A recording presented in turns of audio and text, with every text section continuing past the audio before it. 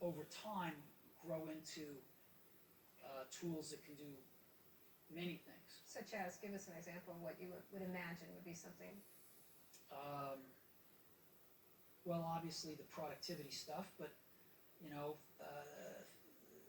things like editing video, things like graphic arts, things like music. You can imagine all of these content creation things on such devices. Does some of that depend on more powerful processors and so forth? Sure. Yeah. Or- Time takes care of lots of this stuff. Do you imagine it being more flexible? Do you see yourself putting out an iPad that is not a hard glass surface? We don't have the technology to do that, and it's not on the horizon. Anytime? Well, Some- horizon Yeah, implies a right, finite right, amount of time. right. So, but do you ever, what is the problem there? Is it just not, what are the technical problems that would prevent? I'm not an expert in what it takes to make flexible displays, but a lot of people have tried, a lot of people are trying, and maybe somebody will have a breakthrough, but um, flexible, printable displays are probably Pretty bad. many years away. Can I talk to you about a somewhat different subject, which is curation? Mhm.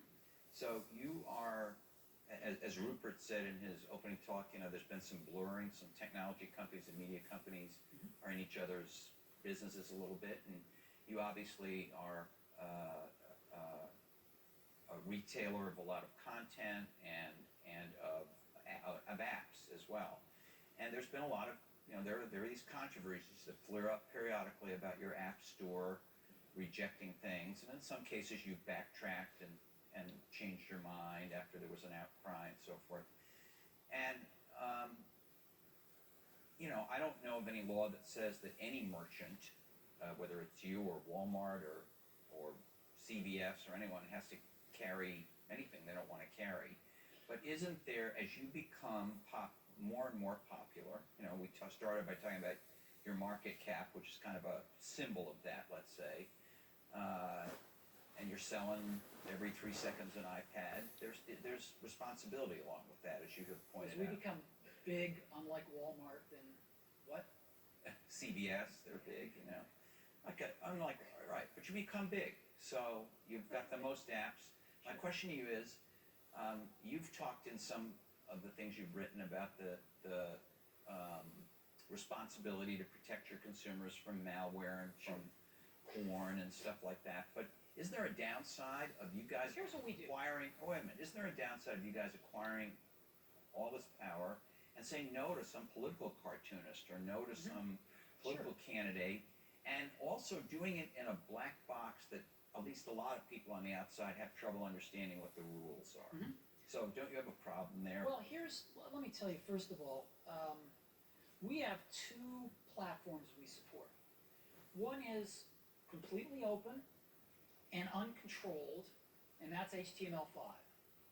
HTML5 is a set of standards set by independent standards organizations that are widely respected.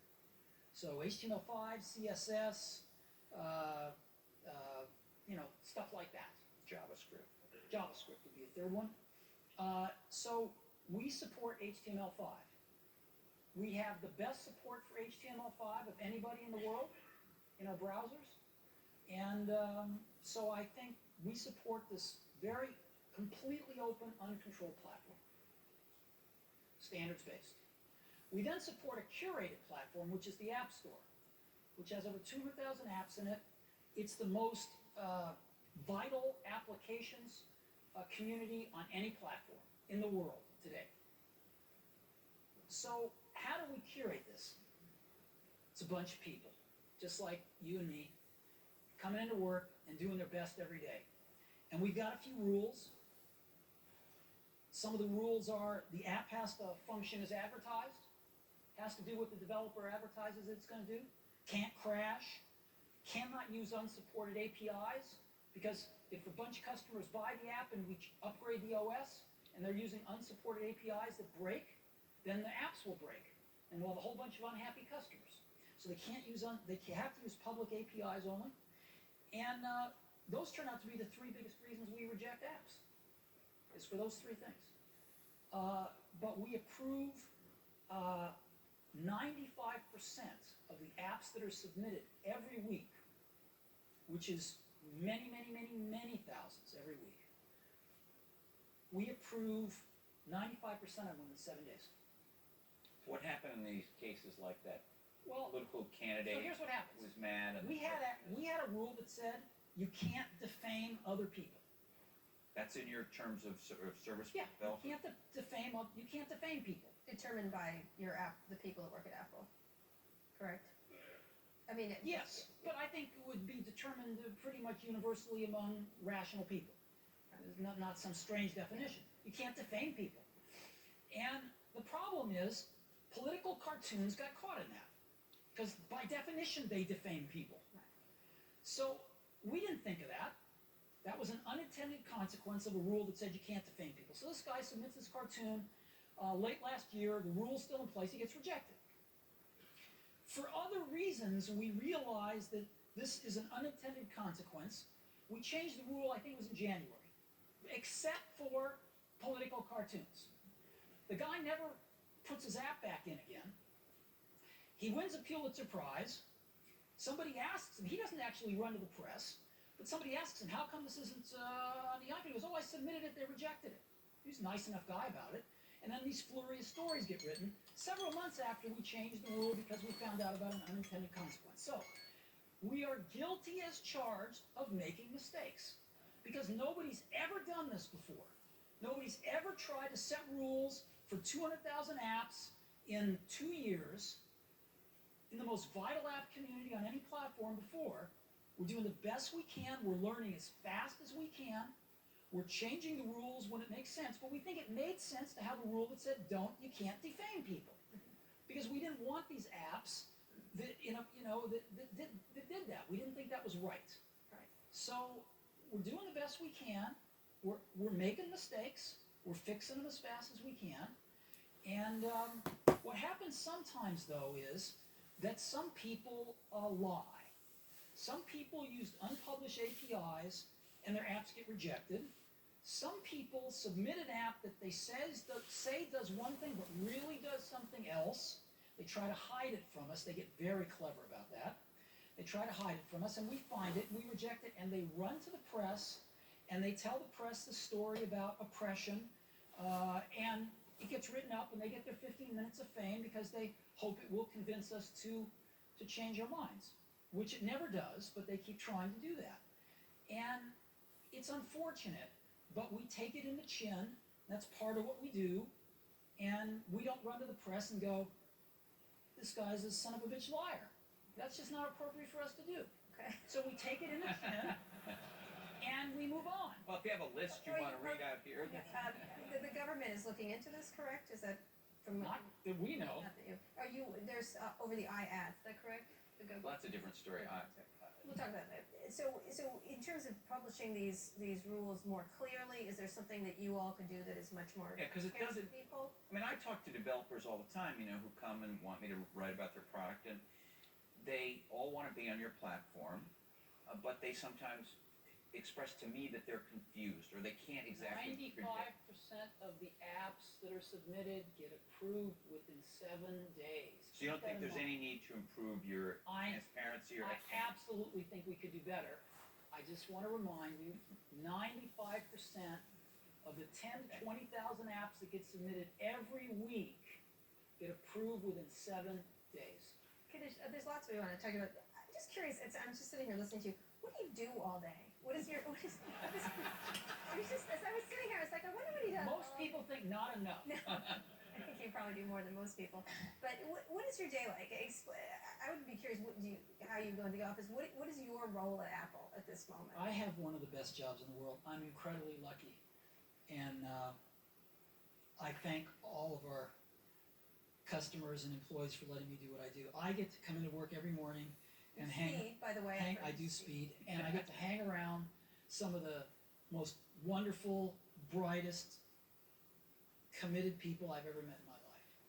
And together, we get to play in the best sandbox I've ever seen and try to build great products for people. But what's your role in, if somebody, I know I could sit here and ask you to describe all the features of the new iPhone, but it's like a waste of time, right? It is. Because you're not going to say anything. But You They could. used to have this. They used to have this saying at Apple. Isn't it funny? A ship that leaks from the top. Yeah. they don't You- have that saying anymore. Okay, You can do that though. but here's the What's that? You can send me an email about it. But just use that as an example. So you have a new iPhone, we presume, that's coming out very shortly, or you're going to announce it very shortly. There's going to be another iPad at some point. There's new Macs at various points in time. What is your personal role in these things? People have different stories about it. That you, ranging all the way from you design it personally to you kind of, to reuse this word, you kind of curate the suggestions of the people who work under you. I mean, give us a sense of that without breaking any of your rules about, product secrecy. What do you do? One of the keys to Apple is Apple's an incredibly collaborative company. And so, you know how many committees we have at Apple? No. 0. We have no committees. No committee. We are organized like a startup. One person's in charge of iPhone OS software. One person's in charge of Mac hardware. One person's in charge of iPhone hardware engineering. Another person's in charge of worldwide marketing. Another person's in charge of operations. We're organized like a startup. We're the biggest startup on the planet. And we all meet for 3 hours once a week, and we talk about everything we're doing, the whole business. And there's tremendous teamwork at the top of the company, which filters down to tremendous teamwork throughout the company. And teamwork is dependent on trusting the other folks to come through with their part without watching them all the time, but trusting that they're going to come through with their parts. And that's what we do really well. And we're great at figuring out how to divide things up into these great teams that we have and all work on the same thing, touch bases frequently, and bring it all together into a product. We do that really well. And so what I do all day is meet with teams of people and work on ideas and solve problems to make new products, to make new marketing programs, whatever it is. And are people willing to tell you you're wrong? Yeah. I mean, other than snarky journalists. I mean, people that work yeah. No, we have wonderful arguments. And do you win them all? Or? Oh, no, I wish I did. Oh, see, you can't. If you want to hire great people and have them stay working for you, you have to let them make a lot of decisions, and you have to be run by ideas, not hierarchy. The best ideas have to win. So, otherwise, good people don't stay. But you must be more than a facilitator who runs meetings. You obviously contribute your own ideas. I contribute ideas, sure. Well, why would I be there if I didn't? Okay. All right, Well, because there are some companies run in a different way, that's all. what do you imagine, this has been the past 10 years of bringing back Apple, 10, 12 years, what do you imagine the next 10 years of your life is going to be about?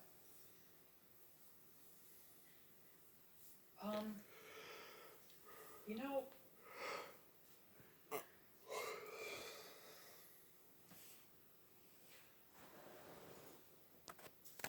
this is probably a bad example, but I'm going to use it.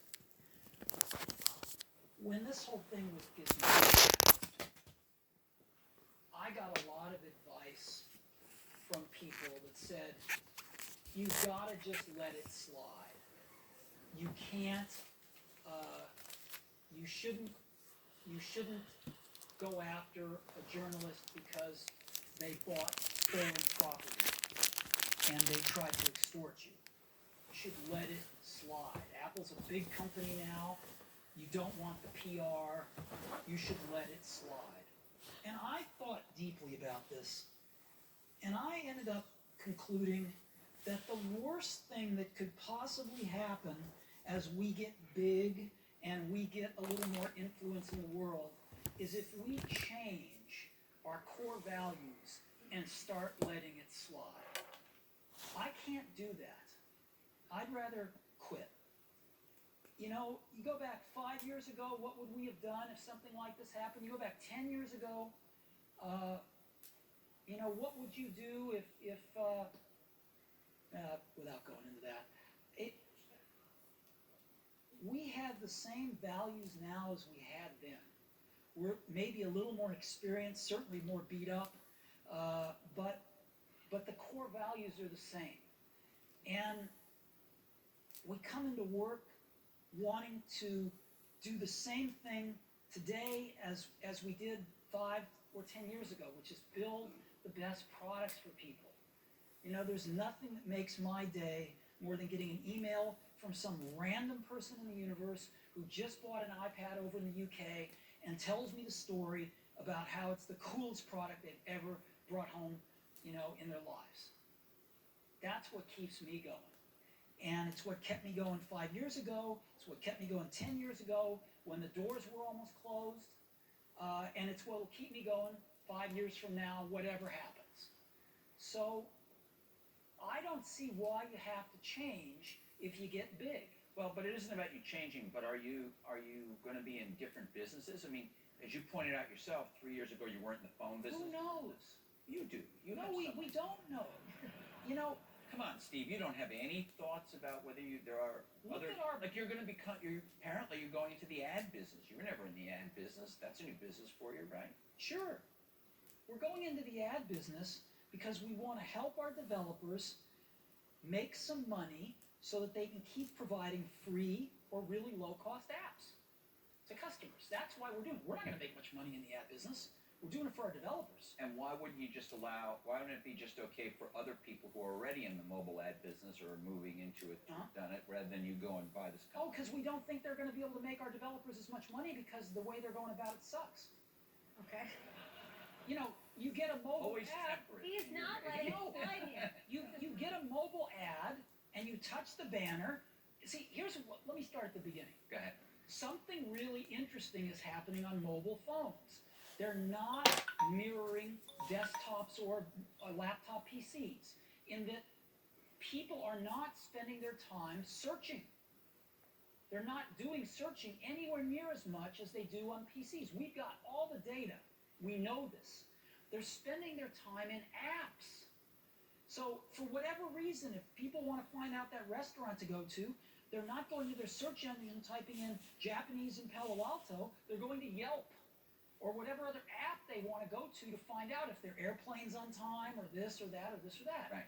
And I don't know why it's different than on PCs. I think I do, but I'm not sure. I think it's because there never was one place with 200,000 apps where a ton of them were free and the rest of them were really inexpensive for PCs. I think this app thing's an entirely new phenomenon in my lifetime, in your lifetime. So I think people are using apps, well, we know they are using apps way more than they're using search. So if you want to make developers money, you put ads in the apps. Right.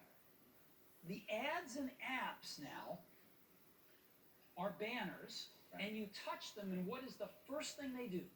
They take you to a web page. Yeah, they rip you out of your app, send you to the browser, and all of a sudden, if you're not interested in that ad, you've got to figure out a way back to your app, and even if you can do that, you've got to figure out in some cases how to get back to the exact place in your app. If you're playing a game, you're probably not going to make it back to the same place.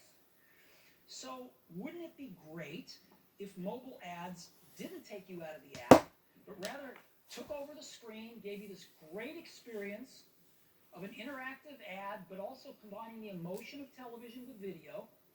And anytime you wanted, you could hit a little button, takes you right back to where you left off, right where you left off in your app.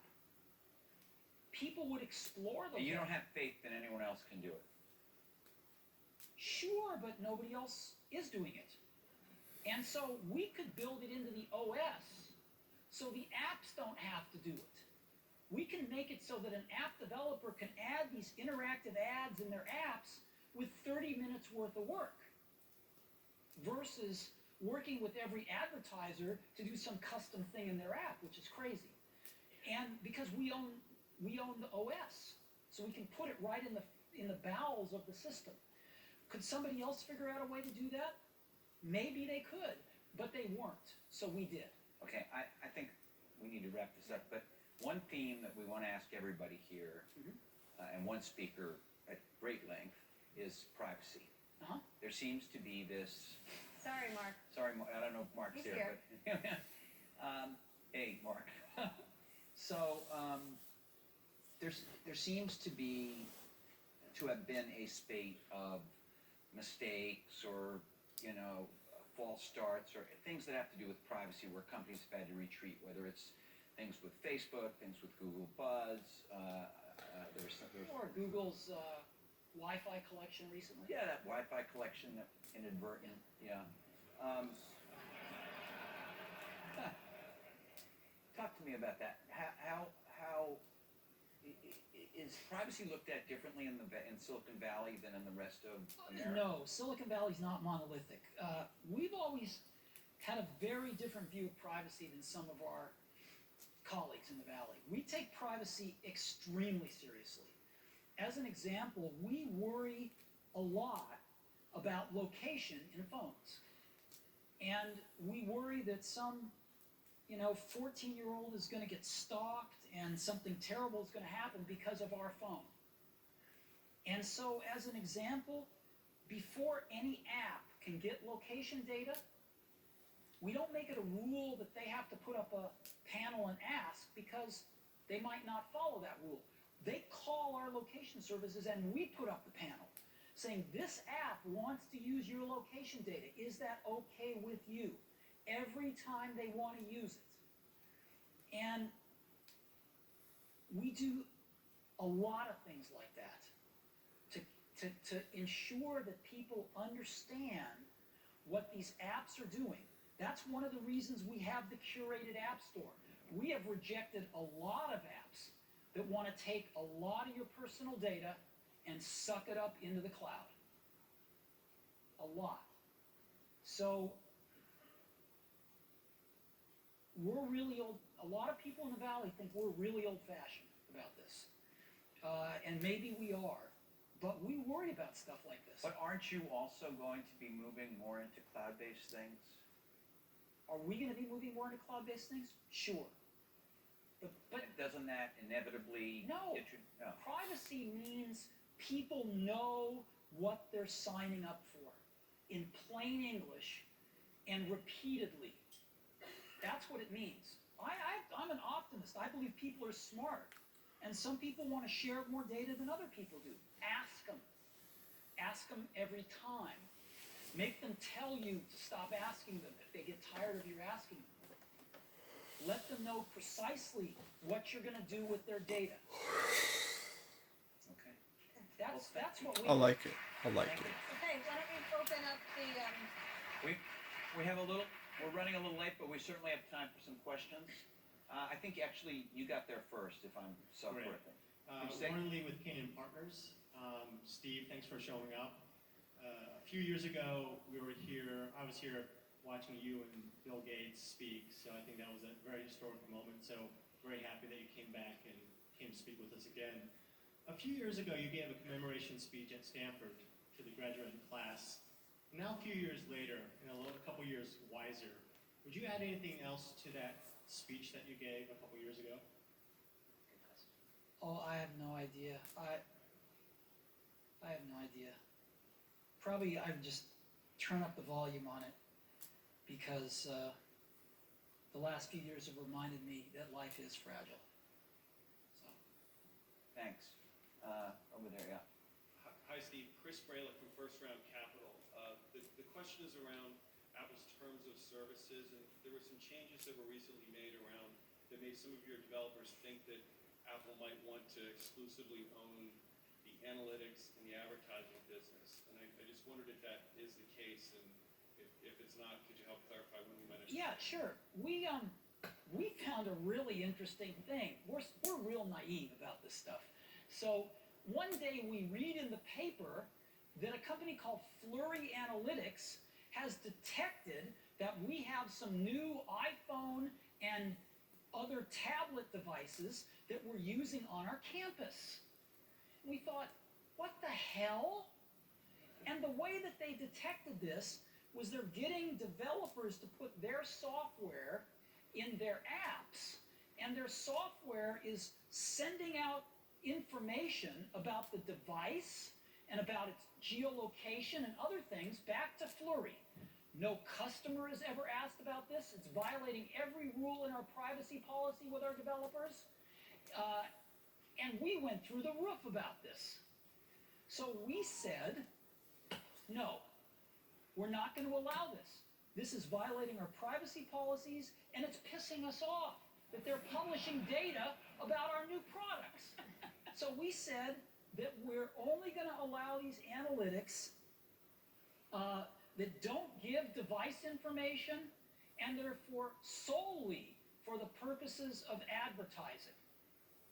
Solely for the purposes of advertising. In other words, if a developer needs to put some analytics in their app that sends some information out to an advertiser so that they can make some money, because we're not going to be the only advertiser. There's others, and we're not banning other advertisers from our platforms. They can do that. But they can't send data out to an analytics firm who's going to sell it to make money and publish it to tell everybody that we have devices in our campus that we don't want people to know about. That we don't need to do. Is that clear? It is, but there's a valid use for an app developer wanting to know those things for their own, to make their own app better, to know where people use it, to know where it breaks, You know, that they may not have. there's no excuse for them not asking the customer whether it's appropriate to send that personal, private data to an analytics firm, which they were not doing. And secondly, after we calm down from being pissed off, then we're willing to talk to some of these analytics firms. But it's not today. He's good. He's doing good. All right. Hi, Michael Lambert. I'm Hi, Mike. an owner of Village Roadshow Pictures, which is Oh, I know you well. You guys make some great movies. This weekend. And I also have movie theaters, 1,000 screens around the country, the fifth largest circuit in the country. So I'd like you to put your Disney hat on for a moment. Not that you have a Disney hat, but being influential in the Walt Disney Company. I'm a Disney cheerleader. I have a hat. So, so wearing that hat, my question is around the consumer coming to the content versus the content chasing the consumer. And this is something that troubles me a lot in the business, because as a producer of films and a copyright owner, it seems to me we've made a very good business all these years of making the consumer come to us. Forcing him to sit on the couch and interrupting him with commercials was a very good business for the content creator. Maybe not so convenient for the consumer, but very good for us. The economics around interrupting the consumer with commercials was good for us. Making the consumer pay to go to a movie theater is good for the producer of the content. The technology which allows the consumer to get Question. immediate access to this it changes those economics, and you wear both hats. So I wonder if you could speak a little bit about how we preserve the value of the content and still the convenience. Thanks for asking that, because frankly, I was going to ask you about when will the media company. You know, it's really interesting that the opportunities of technology are huge for content owners, in my opinion. They always have been. And as an example, the way that we market movies is undergoing a radical shift. It used to be that you spent a fortune running advertising on TV to run your trailers. And now we can reach that same audience much more effectively on the web. Through whether it's Facebook, through whether it's targeted communication with loyalty groups, whatever it might be. You know, when we went to the music companies, we said, "Who is your customer?" And they said, "Oh, it's Best Buy and Target and what was the record company? Tower Records." That was it. And Tower Records, they thought their distribution channel was their customer. You know, in the same way that people making movies might think that your movie houses are their customer, but they're not. Their customer is the viewer, just as the music company's customer was the listener. The music companies had no connection with their listeners whatsoever. And so what changed in the music industry was not the back end of the business, the A&R, the seeking out and developing of artists and talent over, you know, which is just as important now as it ever was. What changed was the front end of the business, the distribution and marketing became, was able to be done in a much more effective way, bypassing the distribution channel and going direct to the end user. And that's what's going to happen in visual media as well. And the marketing's going to get a lot more interesting, more precise, cheaper, efficient, but the content is going to be just as valuable, if not more valuable in the future. So what the studios need to do is to embrace this new front end of the business, to start knowing who their customers are, and to start building mechanisms to communicate with them and tell them when their new product is coming out. And also to let them watch it wherever they want, whenever they want. And when do you think that'll happen? I'm just curious, because It's starting to happen now in television, because people, the studios feel, same guys, right, that make movies and TV shows, they feel less protective, or that they're more willing to experiment with their television properties than they are their film properties. So you're starting to see it in television. You can get TV shows now, in some cases for free, the day after they're broadcast. In some cases, in our case, we sell them the day after they're broadcast. And you're starting to see it more and more with film too. So I think that is changing a lot in the next 24 months. okay. I even think there's going to be a way to watch a first-run movie at home before it comes out on DVD if you're willing to spend a bunch of money. A bunch of money. A bunch of money. I guess over here. Hey Steve, Don McCaskill from SmugMug. You may remember a couple years ago we talked about this, but I think it's even more pressing. I love my iPad. My 2-year-old loves my iPad, and I buy the truck versus car analogy. But it seems like there's a sort of a gaping hole in that analogy right now. You have great syncing of contacts and mail and calendar. I can buy my apps and update them over the air, but I still have to tether to get what is arguably the birth of this platform, which is music and videos on my devices. And my mobile Well, that's devices, not exactly true. You can buy music and get it on your device over the air, and you can buy video and get it on your device over the air. There's Sure. iTunes Store is on all those devices, and it does flow over the air. But I have a large iTunes library that I built up thanks to you over the last 8 years or No, so. what you'd like to do is share your library of media amongst your various devices. Yeah. It's not buying it Without a wire. without a Yeah. wire. It's not buying it on that No, device, it's because you not could the buying, it's buy the it all on tethering. that device. Yeah. It's the tethering No, that I it's think is syncing. the issue. It's the sharing. Yeah. You want to share your content that you bought or somehow otherwise acquired Yeah. amongst your various devices. And you can't do that today, right? With You can do that today with a wire. You cannot do that today without a wire. So when We need to work harder on that. You do. We do. Thank you. You really can't do it with a wire because it'll blow away